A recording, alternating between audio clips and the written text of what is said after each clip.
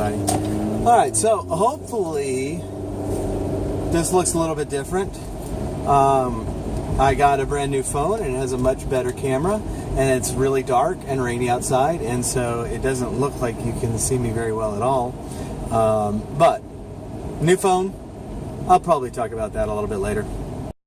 I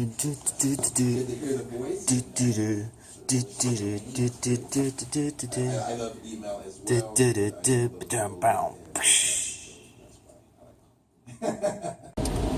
So I wanted to do a quick Batman Superman video, simply to address one part that I thought was really, really cool. Not sure if you noticed it before. I thought it was a really great foreshadowing of things to come. But at the very beginning of the movie, when we see Bruce coming out of the theater with his parents, on the marquee above it, and it does look like it's saying coming soon or next week or something like that, and it's the movie Excalibur. By the way, that's one of my favorite movies of all time. It's really excellent film, very well done. But Excalibur is, of course, the story of King Arthur, based on Thomas Mallory's version of it, except not with nearly the amount of boringness as Mallory's horrible writing is. We'll probably talk about that at some point. Y'all can complain about that in the comments if you want, but Mallory's just a terrible, terrible writer. Anyways, so this kind of appears to be kind of a throwaway thing. I was interested in it mainly because I like seeing what the writers have Bruce coming out of in these stories. What did they just see? And again, it doesn't look like they saw Excalibur. It looks like Excalibur's coming soon.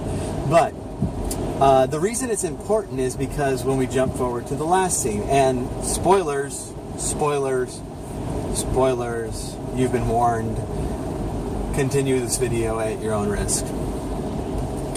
But at the end of the movie, when Superman has taken the spear and has kind of run Doomsday through with it, and Doomsday takes one of his spikes and hits Superman, then Superman pulls himself up onto the spike so that he can deliver the final fatal blow. This actually is a recreation from the movie Excalibur, and it also happens in Le Mort d'Arthur, Mallory's version of the events. In that, in his battle against his son Mordred,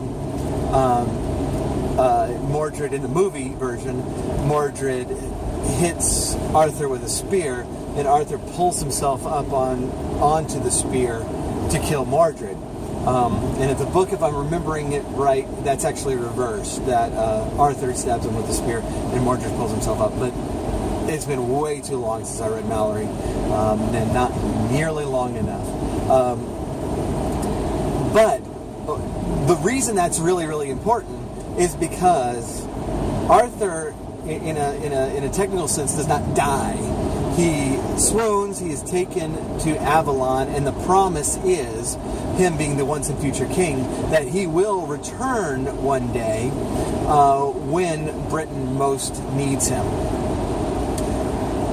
Now, the reason this is important is obvious, is because, spoilers again, Superman ain't dead. If you've read obviously they're not going to not have Superman in the Justice League movies. Even if you haven't read the Death of Superman saga, you know that at least.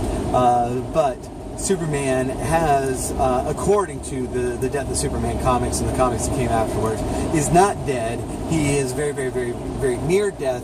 But what he needs is the infusion of the yellow sun rays of the solar system to rejuvenate. And so what this is all pointing forward to is that Superman, like Arthur, is coming back when he is most needed. And we can expect to see that undoubtedly when it comes time for Justice League. anyways, that's one of the elements I thought was really cool about the movie. I hope y'all did too. It's a nice little touch that's thrown in there. I always really enjoy it when these movies kind of reference things outside of its own genre. Dark Knight trilogy did that with the last one, which was really a retelling A Tale of Two Cities. This one is hinting heavily toward the death and return of King Arthur, as told in the Arthurian legends. So much to look forward to there. I hope y'all enjoyed it, and I'm almost certain we'll do at least another Batman Superman video, but we'll see. Talk to you later.